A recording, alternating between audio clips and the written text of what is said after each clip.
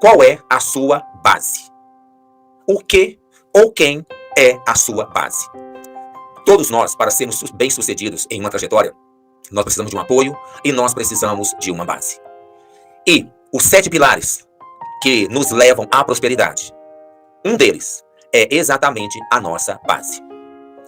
Eu não sei no que você crê, o que você pensa, o que você professa, mas a Bíblia tem um conselho muito sábio que diz assim: buscai em primeiro o reino de Deus e a sua justiça, e todas as outras coisas vos serão acrescentadas. Vejam só, olha o conselho. Primeiro, você busca o reino de Deus e a sua justiça, e todas as outras coisas serão acrescentadas. Quais são essas outras coisas? O primeiro livro da Bíblia a ser escrito foi o livro de Jó. E é nos primeiros versos desse livro que nós vamos tirar a maior parte das nossas considerações de hoje. Nós não vamos tocar em questões religiosas, não vamos mexer com denominação religiosa A ou B. Mas por que nós hoje, ao falarmos sobre base, sobre prosperidade, nós vamos conversar sobre os 3 primeiros versículos do livro de Jó? E eu vou falar aqui, nas minhas palavras, como que esse livro começa a narração. Lá começa dizendo que havia na terra de Uz um homem chamado Jó. Ele era justo, íntegro, temente a Deus e desviava-se do mal. Esse homem, ele tinha 7 filhos e 3 filhas. E depois a narração fala que ele era simplesmente o homem mais rico do Oriente. Ele tinha muitas jumentas, muitos camelos, muitas ovelhas, muita terra, muitos bens, e era muito grande a quantidade de servos que estavam a seu serviço. Veja só. E aí, o que a história vem contando? Que em um dado momento, os bens de Jó foram atacados. Ele perdeu tudo dentro de um pequeno espaço de tempo. E mesmo assim, ele permaneceu firme. De repente, dentro de poucos dias, catástrofes aconteceram e Jó perdeu todos os seus 10 filhos. E Jó ali considerou e ele permaneceu firme. Algum tempo depois, Jó percebe que na sua pele começam a nascer umas manchas. E não muitos dias depois, Jó agora estava todo infectado por uma lepra mortal. E mesmo assim, ele permaneceu com a sua vida conectada a Deus. Houve até um momento que a sua esposa chegou a dizer: Jó, amaldiçoa seu Deus e morre. Eu não aguento mais te ver sofrendo dessa maneira. Por que eu estou contando essa história para vocês? Vejam só. Deus, ele inspirou vários homens, como eu, como você, para escrever a Bíblia. Mas o primeiro livro da Bíblia, que é o livro de Jó, Deus estava dando para a humanidade o código da prosperidade e o código para uma vida bem-sucedida. Entenda, nós não estamos aqui para falar sobre religiosidade. Nós estamos vendo dentro de uma história da Bíblia. Qual o primeiro livro escrito na Bíblia? Jó. E nos primeiros versos, o que Deus dá para nós? O código da vida bem-sucedida e o código da prosperidade. Qual é o código da prosperidade? Primeiro, como que lá começa o livro de Jó? Havia um homem chamado Jó, ele era justo, íntegro, temente a Deus e desviava-se do mal. Então veja só, Jó era um homem muito rico, mas qual era a maior riqueza da vida de Jó? Deus. Lembra que eu falei há pouco tempo? O conselho bíblico lá do Novo Testamento, Mateus 6,13? Buscai em primeiro lugar o reino de Deus e a sua justiça, e todas as outras coisas vos serão acrescentadas. Jó, ele entendeu esse recado. O primeiro na vida de Jó era Deus. Quando chega no verso 2, o que lá diz? Que Jó, ele tinha uma família numerosa. Ele tinha 7 filhos e 3 filhas. Não vou entrar em detalhes aqui, mas a história narra que os filhos de Jó, eles faziam rodízio. A cada final de ciclo, eles banqueteavam na casa um do outro. Se eu te perguntar aqui, na família que você faz parte, você conhece algum primo, algum irmão que são brigados, que não vão com a cara do outro? Você conhece na sua família alguma situação de discórdia entre parentes muito próximos? Interessante. Na família de Jó, não tinha isso. Jó, ele entregou a sua família aos cuidados de Deus, e ele tinha o prazer de ver os seus filhos sempre reunindo na casa uns dos outros para banquetear e para se alegrarem juntos. Veja só. Jó entendeu. A primeira riqueza que ele precisava ter na sua família era Deus. Qual a segunda riqueza que Jó precisava ter na sua família, que precisava ter na sua vida, era a família. A gente vai pegar os códigos, tá? Lá estava Jó, colocando Deus em primeiro lugar. Mas Jó, ele entendia que a família que nós temos aqui na terra é apenas uma representação da família celestial. Vocês querem ver uma coisa? Só pra vocês entenderem o quanto é profundo isso. Vocês já foram em vários casamentos. E quando ali o padre, o pastor ou o bispo dar a bênção, uma das frases que eles sempre dizem é: homem e mulher, os dois se tornam uma só carne. Olha só isso aqui. Quando acontece o casamento, homem e mulher se tornam uma só carne. O que tem a ver isso, Rafael? Vamos pensar agora, Pai, Filho e Espírito Santo. Lá no Novo Testamento, Jesus conversando com algumas pessoas, aí Filipe fala assim, mestre, mostra-nos o Pai. O que Jesus diz? Quem vê ao Pai, vê a mim. Eu e o Pai somos um. Estão percebendo? A nossa família aqui na Terra, ela é uma representação da família celestial. Pai, Filho e Espírito Santo. Estão vendo o quanto isso é sério, gente? Então veja só, o primeiro pilar da sua vida, Deus. Segundo pilar, família. Infelizmente nós estamos vivendo num mundo hoje totalmente deturpado, que as pessoas já dizem assim, eu vou casar, se der certo, deu, se não der, a fila anda. Meus caros alunos, meus caros líderes e demais pessoas aí presentes, não coloque esse pensamento maldito na sua cabeça. Não faça isso. O casamento, ele é uma instituição divina. A família, ela é uma instituição divina criada por Deus. Deus foi a primeira pessoa a celebrar um casamento lá no Jardim do Éden, unindo Adão e Eva. E o que acontece? Arlete está aqui presente. Se você perguntar para a Arlete, que é uma supervisora top de linha, Arlete, como você detecta os problemas que nós temos na escola hoje?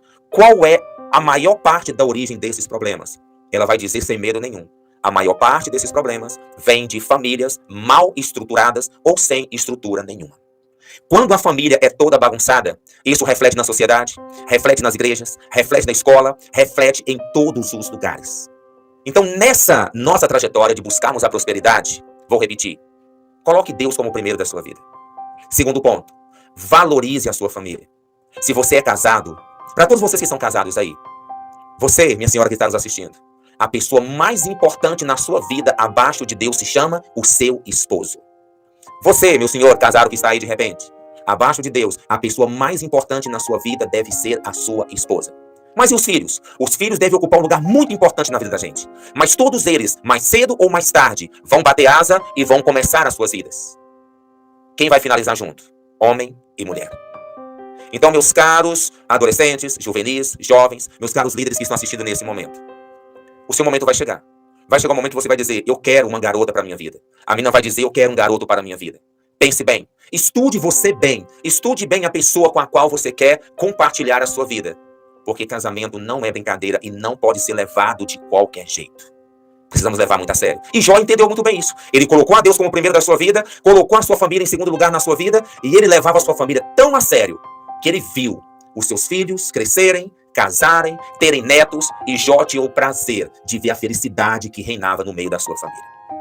Agora, você colocou Deus como centro da sua vida. Você agora valoriza a sua família e seus familiares. Não tem nenhum problema você correr atrás de riquezas. Ah, mas eu quero ganhar 3 mil por mês, tá bom. Não pense assim. O nosso desafio é nos tornarmos milionários nos próximos 5, 6 anos. Estão lembrados disso? Parece uma loucura, mas não é. Vocês vão captar todos os códigos, a gente vai passar informações para vocês, vamos conversar com vocês sobre o que é tendência no mercado, e vocês vão ver que, usando todas as ferramentas da forma correta, vocês líderes, quando chegarem aí aproximadamente nos seus 20, 21, 22 anos, vocês sim poderão ser pessoas donos de milhões. Mas eu não vou ficar feliz, sabendo que vocês são apenas milionários, mas com a vida totalmente bagunçada. É preciso que a gente prospere da forma correta. E Jó, ele apenas recebeu o título de o homem mais rico do Oriente. Gente, pense em uma coisa. Quando nós falamos do Oriente, nós falamos dos sheiks do petróleo e coisas semelhantes. Hoje, boa parte das pessoas milionárias, bilionárias, estão no Oriente Médio. Só falando no Catar que nós temos ideia de quantas pessoas ricas tem por aí. Agora, tente pensar no mais rico deles. Esse era Jó. E apesar de todas as riquezas que tinha, Jó nunca abandonou seu Deus. Apesar de toda a riqueza que tinha, todos os dias de manhã, ele nunca começou o seu dia sem antes se ajoelhar, sem antes entregar a sua vida na mão do Criador. Todos os dias ele orava pelos seus filhos, mantinha comunhão com a sua esposa. Apesar de todo o dinheiro, de toda a capacidade, Jó era homem de apenas uma mulher. Ele não tinha preocupação de ficar conquistando várias mulheres. Ele conquistava a mesma mulher todos os dias. Infelizmente, muitos homens, quando começam a prosperar, quando começam a ganhar um pouco mais de dinheiro, acha que agora, porque ele tem dinheiro, porque ele tem poder, eu vou ter o máximo de mulher que eu quiser. Eu quero jogar um desafio para vocês. Nessa questão de infidelidade conjugal. Acha para mim uma pessoa que foi infiel no seu casamento, saiu por aí aprontando todas e que finalizou a sua vida bem. Encontra para mim uma pessoa e me mostra. Alguém que esculhambou com a sua família, destruiu a sua família, levou uma vida totalmente desregrada e acabou a sua vida bem. Morreu em paz, morreu tranquilo. Me aponte uma pessoa. Eu já estou com os meus 45, eu não conheço nenhuma. Vive alguns anos, achando que está feliz, que está curtindo, mas está apenas colhendo espinhos para colher consequências drásticas futuramente. Então, já indo para a parte final aqui desse nosso momento hoje, vamos lá. Primeira riqueza que nós devemos ter em nossa vida: Deus, a nossa fé. Segunda riqueza, a nossa família, nossos familiares, nossos amigos. Terceira riqueza, bens materiais. E é uma coisa tão interessante, imagina só. Pense aí. Vamos imaginar que você enriqueceu e agora você é dono de milhões. Mas o seu filho está dormindo na rua. Ele não vê graça naquilo que você construiu. E você agora está dormindo em uma cama de 20 mil reais. Você está dormindo em um colchão magnético. Ou melhor, tentando dormir. Tentando dormir porque você sabe que o seu filho está em alguma quebrada por aí, maltrapilho, envolvido em drogas, e você não consegue reverter o quadro. Você já internou algumas vezes, não resolveu. Qual a alegria que você vai ter para desfrutar a sua riqueza? Não existe. A riqueza, ela só faz o sentido quando nós temos pessoas para desfrutar com a gente. E olha só o que acontece. Por que que Deus é tão sábio e começou o livro de Jó colocando o código da prosperidade e da riqueza? Agora vocês apertem o cinto aí, tá? Porque o que vocês vão ouvir agora é muito forte. Primeira riqueza, Deus. Segunda riqueza, família. Depois você corre atrás de bens materiais. Mas as pessoas não buscam entender, as pessoas não gostam da Bíblia, as pessoas não gostam de orientações, as pessoas gostam de seguir a vida do seu próprio jeito. E o que é que nós vemos acontecendo? Gente, o que eu vou falar aqui, se por acaso tiver algo a ver com alguma família presente ou com alguma pessoa presente, tá? Me desculpe porque eu não sei. Mas o que eu estou dizendo agora encaixa em muitas famílias e infelizmente, é uma realidade. Veja só. Ordem que Deus deixou. Deus em primeiro, família em segundo, riquezas materiais em terceiro. O que que o homem moderno está fazendo? Ele começa a correr atrás de riqueza. A sua corrida atrás das riquezas é tão grande que ele acaba sacrificando o seu relacionamento com a sua esposa, não vê os seus filhos crescer, não acompanha os seus filhos. Por quê? Porque eu tenho que ricar. Eu tenho que ter dinheiro. Ele constrói uma casa maravilhosa, mas não passa tempo dentro dela. E de tanto correr atrás de riqueza, ele sacrifica a sua família. A esposa vai suportando, os filhos começam a tomar caminhos diferentes, a pessoa não percebe. E quando ele acorda, ele fala: cadê a minha família? De repente ele está viajando no telefone e toca a sua esposa dizendo: eu quero o divórcio. E aquela pessoa agora, quando vem desesperada, vendo que a sua família está desmoronando, os seus filhos envolvidos com coisa que não presta ou tendo atitudes que não dignifica, a sua esposa pedindo divórcio ou coisas do tipo, ou até mesmo se envolvendo em uma relação extraconjugal. E nesse momento, quando a pessoa vê o seu mundo todo desmoronado, sabe o que fazem? Culpam a Deus. Olha o caminho inverso que as pessoas estão trilhando. O código de Deus. Primeiro Deus, segundo família, terceiro, bens materiais. O que que o mundo está praticando? Buscando os bens materiais, acabam com as suas famílias e botam a culpa em Deus. Estão percebendo? Como que a humanidade hoje insiste em caminhar na contramão do código da prosperidade e da riqueza que Deus deixou para cada um de nós? Bem, eu não sei como é a sua fé, como é a sua religiosidade, como é as suas crenças. Mas pesquisa tem mostrado que todas as pessoas prósperas, os grandes homens desse mundo, todos eles sempre procuraram ter uma base. Aqueles que começaram a sua vida bem e acabaram bem, todos eles tiveram uma base de fé, uma base familiar. Pessoas com quem você pode contar, pessoas com quem você pode buscar um conselho, buscar uma orientação. Eu quero deixar claro mais uma vez, você não deve buscar o sucesso. Busque ser bem-sucedido. Ser sucesso é conseguir um ou outro detalhe em alguma área da sua vida. Ser bem-sucedido é conseguir organizar e prosperar em todas as áreas da sua vida. Então veja, busque a Deus. Não comece o seu dia sem Deus.